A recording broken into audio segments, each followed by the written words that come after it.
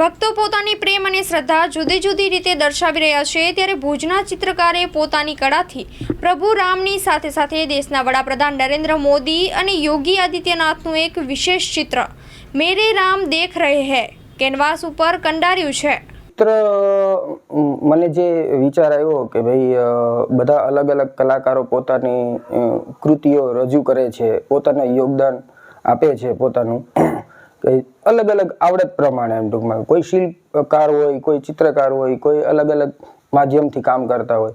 તો મને પણ એવો વિચાર આવ્યો કે ભાઈ હું પણ મારું પણ થોડું યોગદાન આપું એમ. તો મેં ચિત્ર દ્વારા રજૂ કર્યું છે કે ભાઈ રામ મંદિરનું નિર્માણ થતું હોય અને યોગીજી અને મોદીજી તે આખું એનું નિરીક્ષણ કરતા હોય અને ભગવાન રામચંદ્રજી તે આખા માહોલનું નિરીક્ષણ કરતા હોય. એટલે મેં ચિત્રનું પણ નામ આપેલું છે કે મેરે રામ દેખ રહે હૈ. કેટલો સમય લાગ્યો ને કઈ પેઇન્ટિંગ છે આ?